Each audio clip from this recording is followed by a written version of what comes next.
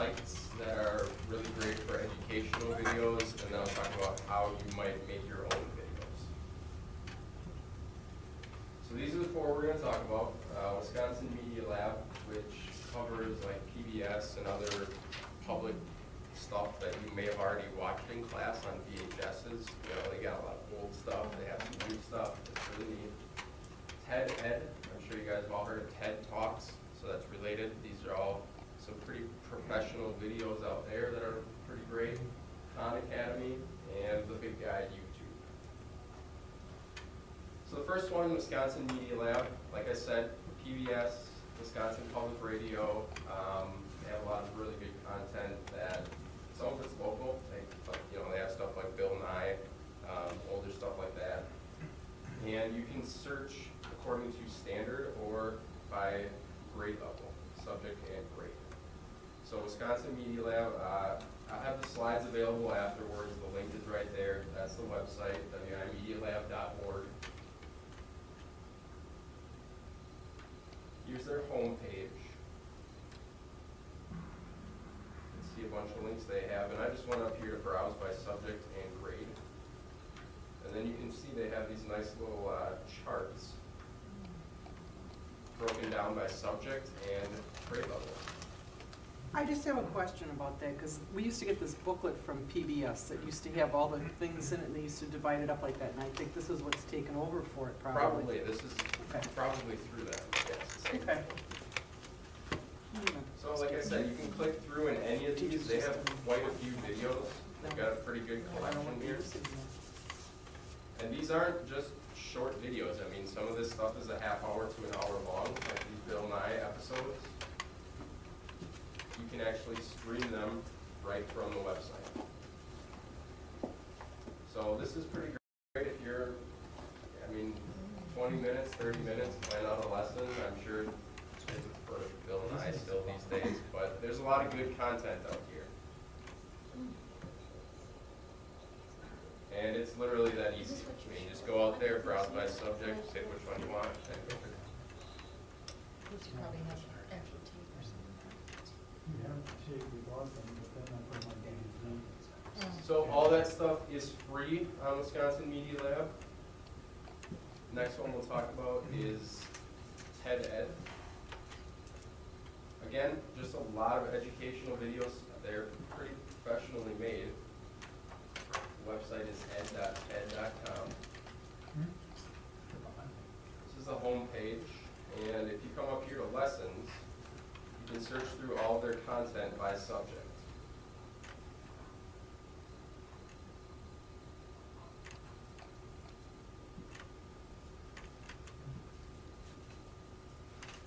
So you can go out here and just choose a video and just watch the video itself, or they actually have these tools for you to kind of create your own lesson around the video. So up at the top, you can create a lesson. And they'll let you create from scratch. You can choose any video you want, so you could do this with any video from YouTube, anything from TED Ed. Or you can just click on one of their videos. You scroll down a little bit, you've got this flip this lesson, and that lets you kind of design a lesson around the video that you selected.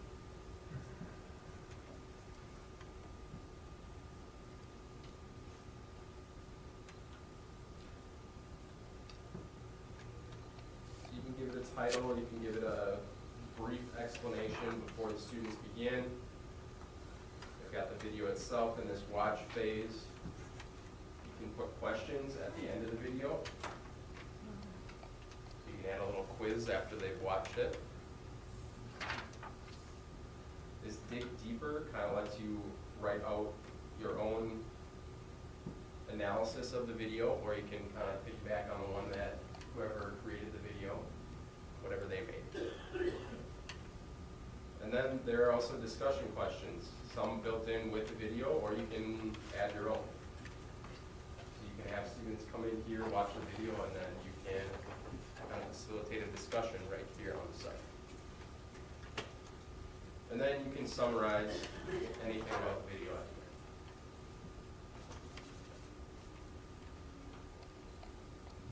preview everything once you're finished, and that's kind of what students will see. The video, your explanation, and then all this other stuff here on the side for when they're finished.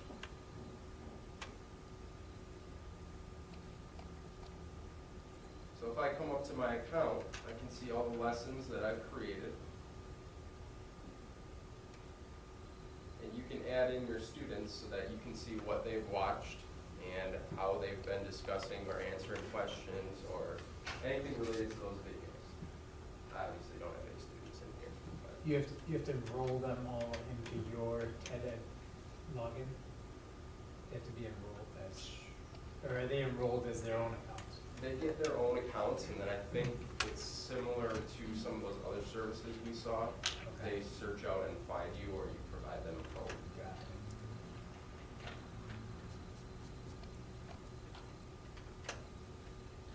But again, if you just want simple educational videos, they have all kinds of stuff in that lessons tab.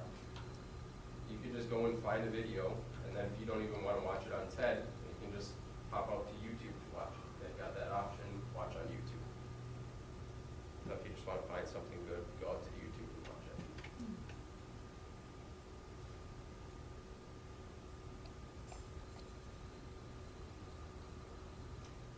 Next one is Khan Academy, and this one is kind of a behemoth. It is huge, primarily for math, but they've got all kinds of other subjects as well.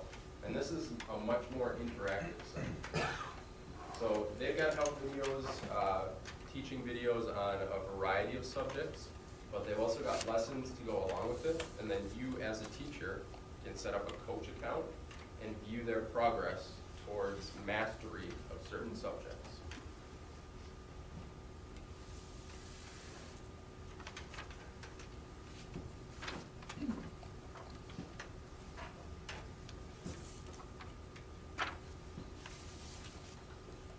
So this is my dashboard as a coach. And again, you can have students create their own account. You have a coach's code, they plug that in, and then they're associated with you so that you can see all their stats while they're viewing videos. You can recommend things to them, so you can set up classes that way. But if we go up here to this Learn tab, you see you can search by math, science, and a few other subjects. Just come up to chemistry, and you'll kind of see their curated content. So we've got a few subjects. You can see there's multiple videos in there, 5 videos about orbitals and electrons. They've got all these different subjects and videos that you can take right out of the gap. And then they've kind of got their own little pathway for each subject. So again, you can go out here just to find some useful videos and link up to the videos, or it is a huge service. I mean, Khan it's been around for a while. It's very interactive and geared towards meeting goals. Like you saw this coach tab, there's just so much stuff there at the top. You can earn badges, check student progress, how far they progress through each lesson. They can earn points towards certain subjects. I mean, it's very much designed to look like a game to students. But it's also, if I may. Sure. There's lots of discussion among, at the national and international level of the future of education. There's a lot of discussion about Khan Academy and about this model of learning. And the idea, a lot of people are buying into the badge system, where rather than grades, like every sub-content area is a badge system, like merit badges that you might earn in Boy Scouts. So it's like, I've achieved my badge in pre-algebraic equations. So now I know that, and now I got that badge, and that's the way that students, that we really get an accurate idea of what students know, because if they haven't gotten the badge, they don't know that content. So there's a lot of talk about that, and that's why the Khan Academy is kind of on the front edge of that. Yep. It's very much, they earn points in each video they watch, Right. each lesson they complete, they earn points towards mastery of a subject. And you get to see all those points. I mean, right up there, you see the badges up at the top. You can see what they're for. And then if I go back to my dashboard, you'll be able to see there's this huge grid of there's hundreds of lessons they can take, and they're shaded in different colors.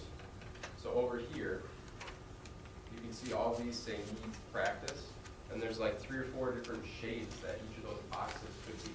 One of them is proficient, I think there's a mastery, there's a need progress, there's several different levels that you can see for each student, how far they've gotten along in each subject. So this is much more than just videos. It's definitely a huge ecosystem. This is one I have tried before, if you want, I can tell you a couple techniques. I'm sure it's an intimidating program. I mean, there's so much you can do. Talk about your experience. What students will do, and some unknown anonymous bank has found this also, employees do it too, is they skim through the material or don't pay attention to it. They let it play so they get their time logged in. Then they read the questions, and they'll write down the right answers and go take a test again. So it's not terrible. They get whatever you're testing, but the thing you have to watch for is then you have to have some way to Some other reevaluate verification. the holes, whether they, Right. the stuff that they missed. It's, because I've gotten some merit badge too sometimes. I started up and forgot about it when we took supper.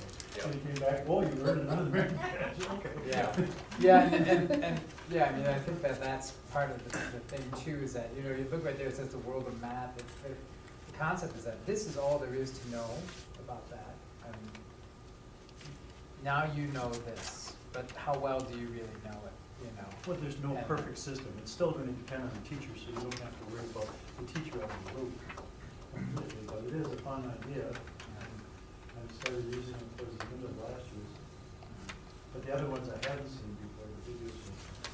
So this kind of goes to what Greg was saying. That is how they look at it. They look at it as you're starting here at the top level, and you can click in there and view what each lesson is, and then there's different paths that you branch out from each lesson.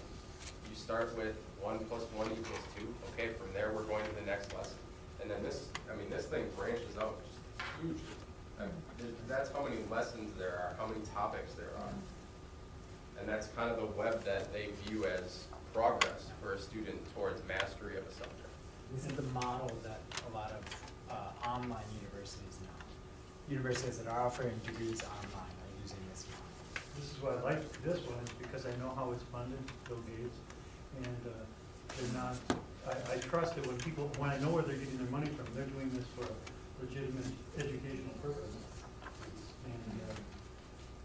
And, Not to promote a business or right, and political. some Yeah. will advertise, and then some of the ads pop up, and Sure. why is that in there for high schoolers, you know? So that one's huge, but we'll move on. The next one is YouTube. Like I mentioned, huge amount of content. Can be a blessing, can be a curse, but that's the beauty of YouTube, is that it's all user generated. So anybody can go out, create their own video, and upload it. Now the nice thing about YouTube is it's owned by Google, so whether you know it or not, all of you have a YouTube channel, because you're logged in through your school Google account. So if you go visit YouTube and you're logged into Chrome or Google, you'll see up there, you're logged into YouTube as well. We drop that down, we can go over to my channel, and you can see videos that you've uploaded, discussions that are happening for your videos. You can see all the channels that you've subscribed to. So there's a bunch of educational channels. You can go up to CNN, Discovery. A lot of these big organizations have their own YouTube channel. You can subscribe to that, get content pushed right from them. Whenever they create a new video, it'll show up in your feed. But the nice thing about having a channel is you can create your own videos, upload them, and then this is where they're all housed right here for your students. And you get to control, very similar to Google Drive, who views your videos. So if I come over into my videos, you'll see a list of all of mine. This one, you'll notice, doesn't have a lock next to it. The rest of them do. So there's 3 different levels of privacy for these videos. Number 1, wide open. The one at the bottom, managing school calendars, doesn't have a lock. It's just public. Anybody can search for it. Up here, just using this search field, anybody can search and find it using that. That's public. The ones with the lockdown here are unlisted, which means anybody can still view it, but it doesn't show up in the search results. So you need to give them a link, or they need to have a link to it somewhere on the web to be able to get to view it. The third one is private, and it's pretty safe. I mean, you need to explicitly say who has access to this video for somebody to be able to view it when it's private. And that means they need to be logged into their YouTube account. Otherwise, if they navigate to that video and they're not logged in, they won't be able to view it, which safeguards against you emailing somebody, giving them permission, and then them emailing somebody else. Well, that second person won't be able to access it because their account isn't authorized. So you have some pretty good control over what you're putting out there on YouTube.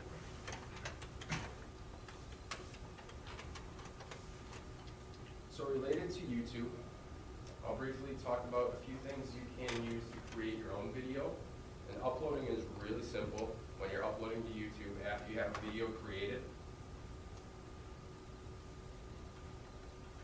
there's that upload button. So literally all you do, click the upload button, go find your file, and it pushes it in there for you. Creating a video, like I said, we've got these 3 tools.